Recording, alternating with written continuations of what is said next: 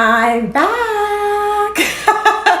I am back with another YouTube. Sorry it took so long to do this part 2. Life's been busy, as you can imagine. But before I start, go ahead and subscribe, like this channel. I'm gonna try to do videos every week, but do not hold me to that, but I'm gonna try. So let's begin. So again, I just want to say that this is my story. These are my opinions. This is what happened to me. And these are my truths. So again, please keep that in mind when you're listening to this story, and I hope you enjoy. Okay, so I'm gonna back up a little bit because there was a couple things that I missed when I was talking about this the last time. Not necessarily missed, but I just wanted to make sure I said. So one of the things was I was talking about training and stuff. I should mention that I had reached out to a trainer that was part of the organization when I first started competing. And since I had trained like Natalie Glebova and some other international contestants that went to Miss Universe, and I assumed was also part of the organization, I think I sent 3 emails to this person or these people, and they didn't even reply. And have since, I know, have trained some of the newer contestants. I think they pick and choose who they want to train with, which I get it, it's a business. So you can really choose whoever you want to train with. I just wanted to make that note that, you know, I tried to get the training possible, and that was what I was missing or wanted when I was going to Miss Universe, is I wanted that professional training, like the ins and outs of the pageant industry, because I kind of was just on my own for the most part when I was going to Miss Universe. So, okay, so where did I leave off? So yes, so I was going to Miss Universe. It was a Monday. So I go to Miss Universe, and the first night I get there, I didn't really do anything because I got there kind of late, but my roommate, who was Miss Panama, was incredible. She was my age. She spoke perfect English. She was amazing. Apparently, the winner went to Panama or somewhere. They met before the Miss Universe when they in their travels or whatever, and so she asked to room with Panama. So I got her request because obviously they didn't have enough time to you know, change anything. So anyways, she was incredible. I love her. She was the sweetest human being. She was so down to earth. Amazing. So I'm so happy with that decision. So the next morning I go to, I guess, your registration. So registration is just like where they do all your photo shoots. You pick your bathing suit, you pick your opening number, you do your video shoots, interviews, all of that stuff, hair, makeup. So I did all that stuff, and I remember one of the photographers was like, "Oh, you're Miss Canada." He's like, "Oh, I heard what happened to Miss Canada." And I was like, "What?" He's like, and then some other guy was like, "Oh, what? And he's like, "Oh yeah, did you hear about Miss Canada?" And it was so weird and so awkward, and I mean, of course I'm like, "What'd you hear about Miss Canada?" But I'm not there to be chit-chatting about rumors or anything like that. Like, I'm just trying to be there to compete. But that was the first ding, ding, ding, what's going on? Then I go, because it's really cool at Miss Universe. So this was in Vegas. In 2012, our Miss Universe was in Vegas. The whole floor would be contestants. And so the floor that I was on was the same floor that they had, like a penthouse suite, which they had all of these snacks and the couches, just like a lounging area that you can go at any time if you wanted to just chill or eat or just chat with some of the other contestants, etc. So I went up to the room, and the Miss Universe that year, who was Miss Angola, who's beautiful, she was like, "Oh, you're so pretty." Like, she's like, "Who are you?" And I was like, "Oh, I'm Miss Canada." And she's like, "What?" And then she looks at Esther, and Esther's like, "Yeah, like, you're so pretty." She's like, "Remember Miss Canada?" I mean, I had to say, I was so honored when they said that about me. Like, my confidence just boosted. Like, I had the biggest smile on my face. So just a little tidbit. Anyways, And she's like, what? She's like, okay, I'll just tell you later. Like, not really, like, that's not what she said for verbatim, but you get the gist. And I was like, oh. But I was so, like, honored about the compliment that I just didn't really care. I just, like, walked away with a smile on my face, but I did take notice. So now there's 2 situations where something weird is going on. Okay?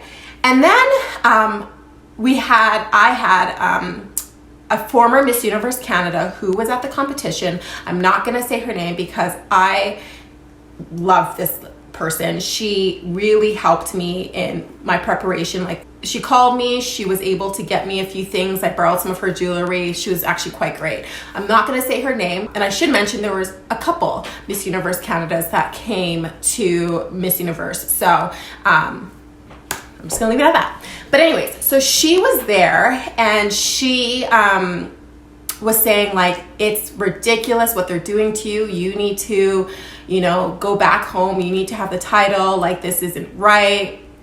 And so I was like, okay, what's going on? And she goes on to say something about her age. Now, again, I'm paraphrasing. I'm not going to what she said verbatim. You get the gist. So she said something about her age. And I was like, what? Well, she competed in 2003 with Leanne Cecile. And I was like, ding, ding, ding. That is what one of the people said when they came to me after the pageant and was upset. I didn't really, again, think anything about it. And then it was like, light bulb, that's right.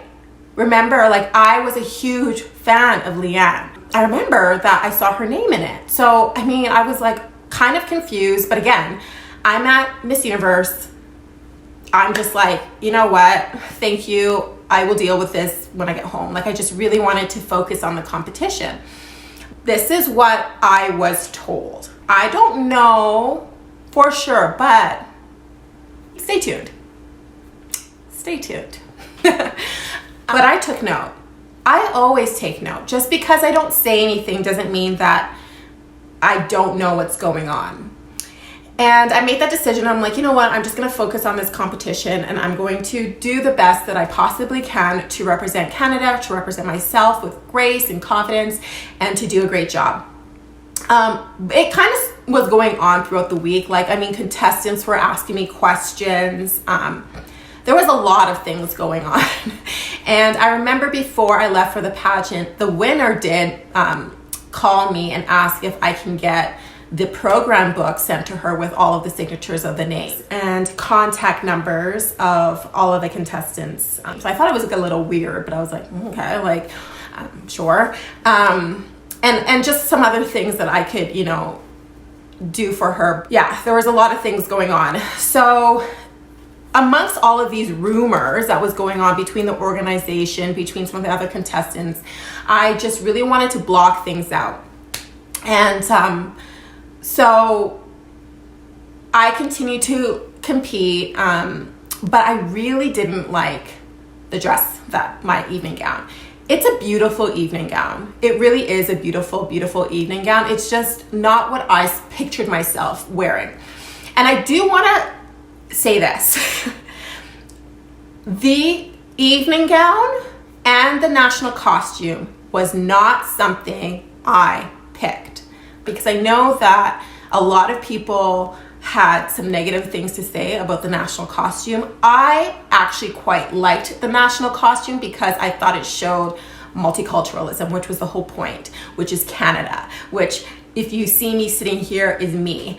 So I actually liked the national costume, but I know I got a lot of comments or I saw some comments being like, why did she choose that costume? But I'm like, dudes, I only heard about this 4 days ago. How do I have enough time in 4 days from the time I accepted to leave, have time to make a costume? Like, come on. Anyways. So yeah, that wasn't my choice. And Sherry Hill that year was backstage and she was the person that was doing the opening number. So I actually went up to her. It took me a lot of guts, but I went up to her and I said, hey, like, I'm Miss Canada. You have some amazing, beautiful dresses, which she really has amazing, beautiful dresses. And I'm hoping that I would have the honor of wearing one of your dresses, because I know some of the other contestants were wearing some of her dresses too. So I thought maybe there was a way. And she said, honey, you're going to have to get your national director to contact me. So I called the national director, or emailed the national director. At this point, he's not coming, or he wasn't there. And so I was like, okay, I really don't feel as comfortable as I would love to in this evening gown. Is there any way that you can talk to Sherry Hill to see if I can get, a dress? And they won't talk to me. They would only talk to you. And so he said that he connected with them. I don't know if he did. I don't know. He said that she never replied, which is whatever. So that was that. And then I called the winner and I asked her, I'm like, hey, like, you obviously have a dress that you were going to compete in. Is there any way that I can borrow your dress for the competition? Oh no, it was coming from wherever it was coming from, and it hasn't arrived yet. And I'm like, oh. I'm like, well, when is it going to arrive? It would obviously arrive to you before, you compete. And she's like, no, it was going to come the day before. So I just kind of was like, okay, she doesn't want me to wear her dress. I get it. A dream that she had, she can't do anymore. She probably doesn't want to see me walking or prancing on the stage with her dress. So I just left it and I was like, okay, fine. But I'm very thankful that I even had a dress. Like, that was another thing. I could have also not been given a dress. So that's that. Miss Universe is very interesting. It's definitely an experience of a lifetime, but it's very smoke and mirrors. How it works is there's 80 countries, right, competing. And with the chaperones and the security and the staff, like, you're traveling with a lot of people. So they split up the countries, and depending on, the sponsor event and your country and all sorts of different factors will depend on which events that you go to. So, I was actually being asked to go to quite a few events, and always the favorites that year, of course, Miss Australia, Miss Mexico, Miss Venezuela, USA, like, they were going to a lot of the events, right? And then there were some countries that didn't go to very many at all, like maybe just a few, right? I was going to quite a few events, so I, in my head, was like, maybe they do like me, because I was, going to quite a few, but again, like, they probably made the schedule before, I don't know. It's very smoke and mirrors, so a lot of what you see, it's a production, it's a TV show.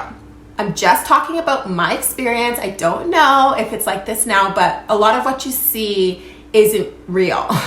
So, for example, they'd be like, the girls are shopping or whatever, and really the girls are walking down the hallway with empty shopping bags, and they're like, do it again, cut, do it again, cut. Or, they took us to a nightclub, which was closed, and we danced around with no music, and they're like, oh, and the girls went to club and blah, blah, blah. And so we did go to a nightclub one day, which actually was really amazing. I met Chef Ramsay and some other celebrities. It was really, really great. But it's a lot of smoke and mirrors. So I just want to let you guys know that.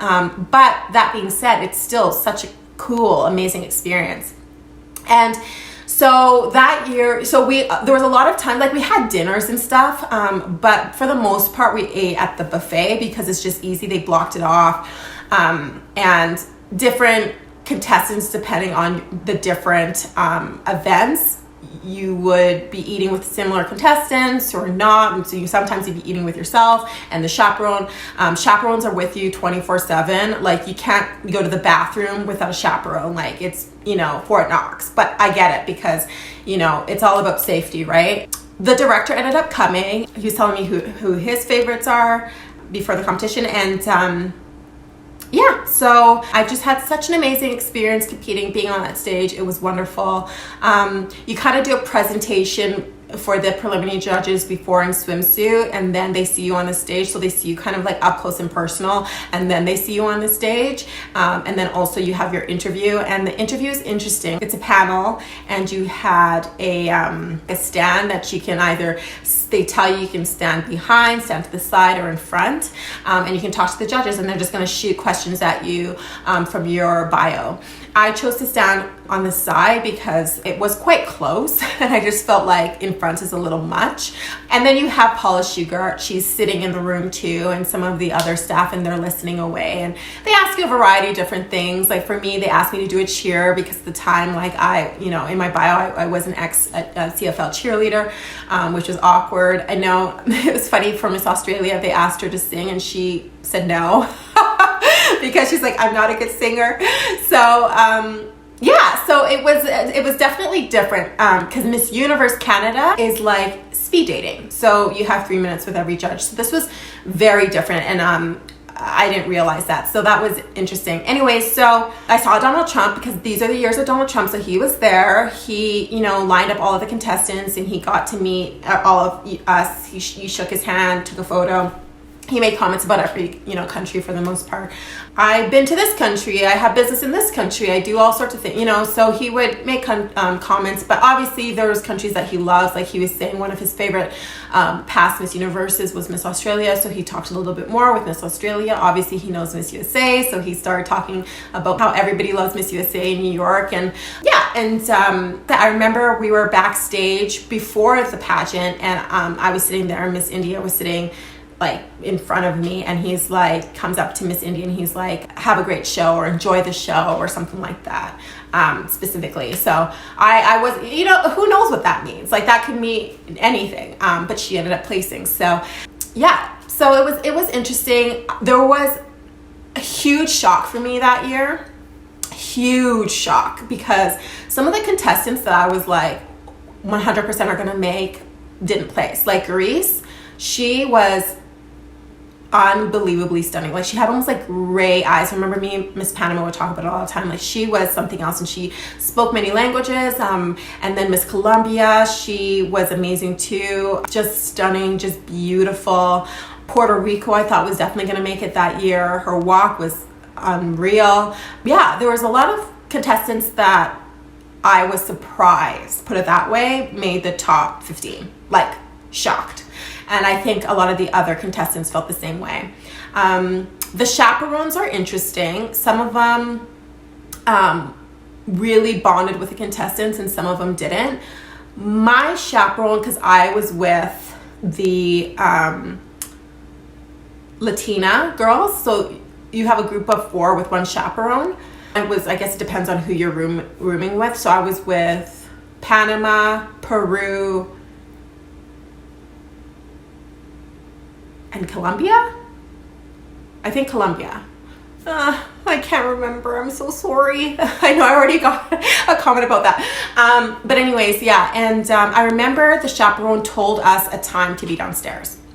And you can't be late at Miss Universe.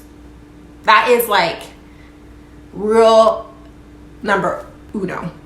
Rule number 1. Can't be late.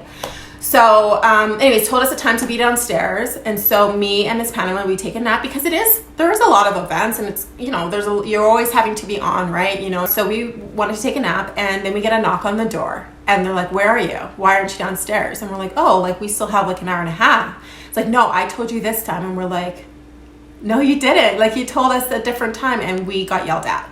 That's kind of when I thought maybe my chances aren't as good, because they say with the Miss Universe organization and the judges, they make the top 15.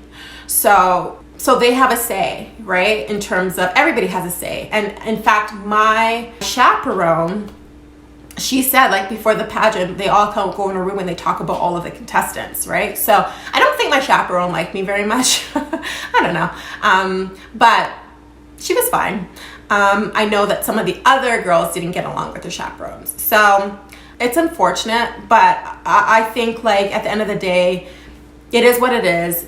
You either are going to place or you're not. And you can do everything you can, but sometimes it's just out of your control.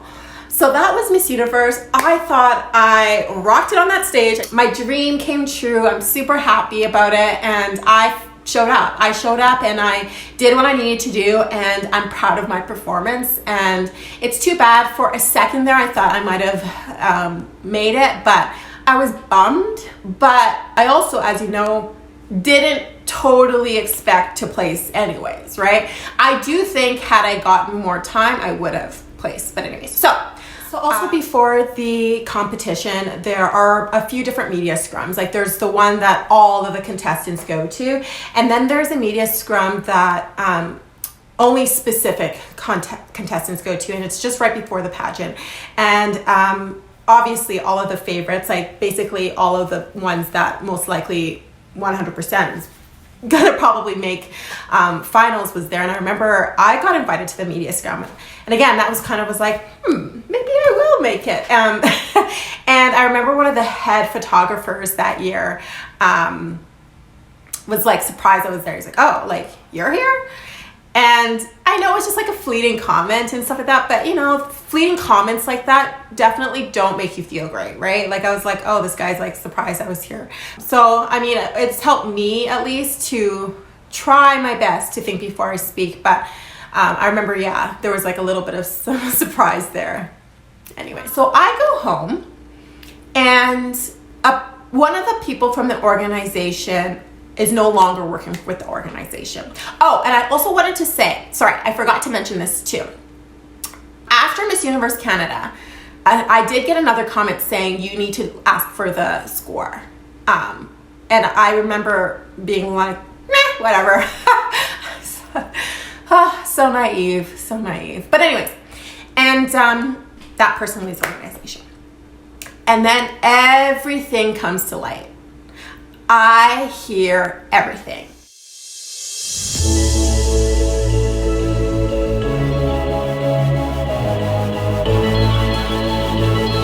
With that being said, I hope you enjoyed my video. Please subscribe, please like this video, like this channel, and follow me on Insta, and stay tuned for the next video. Hope to see you soon.